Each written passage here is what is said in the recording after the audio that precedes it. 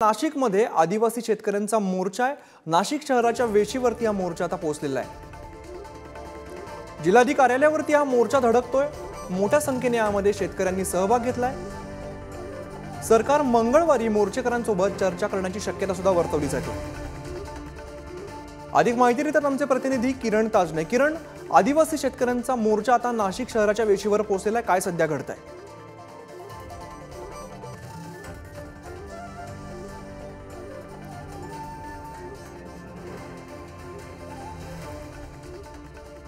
तर आपण पाहतोय मोठ्या संख्येने खरं तर शेतकऱ्यांची संख्या आपल्याला बघायला मिळते। नाशिकमध्ये आदिवासी शेतकऱ्यांचा मोर्चा आता नाशिक शहराच्या वेशीवरती पोहोचलेला आहे। हे लाल वादळ जिल्हाधिकारी कार्यालयावरती धडकतंय। सरकार मंगळवारी मोर्चेकरांसोबत चर्चा करण्याची शक्यता आहे। पुन्हा एकदा जाऊया, आमचे प्रतिनिधी किरण ताजने आपल्या सोबत आहेत। किरण, हा जो शेतकऱ्यांचा मोर्चा आहे तो आता नाशिक शहराच्या वेशीवरती पोहोचलाय, काय काय त्यांच्या मागण्या आहेत?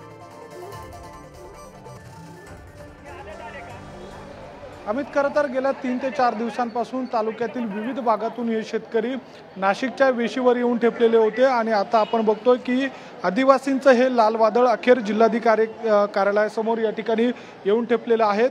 वनपट्टी असतील, त्यासोबतच घरकुलांचे मुद्दे असतील, याशिवाय शेतमालाला हमीभाव असेल आणि कांदा निर्यातीच्या संदर्भामध्ये जे केंद्र सरकारनं धोरण आखलंय त्या धोरणाच्या विरोधात हे सगळे आदिवासी बांधव एकवटलेले आहेत।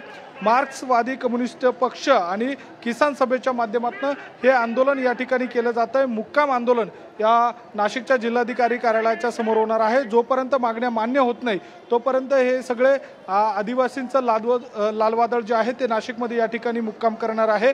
आणि एकूणच या आदिवासींच्या लॉंग मार्चचं नेतृत्व माजी आमदार जीवा पांडू गावित करताय आणि त्यांनी जर आजच्या दिवशी मागण्या मान्य झाल्या नाही तर उद्यापासून आमरण उपोषण करणार आहे। तालुक्यातील प्रत्येक एक सदस्य या आमरण उपोषणामध्ये सहभागी होणार असल्याची माहिती देखील दिलेली आहे।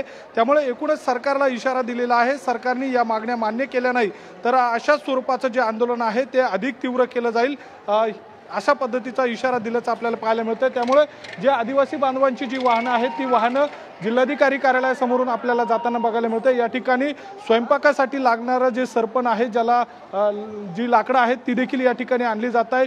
जो शिदा आहे जेवणासाठीचा तो देखील या ठिकाणी आणण्यात आलेला आहे।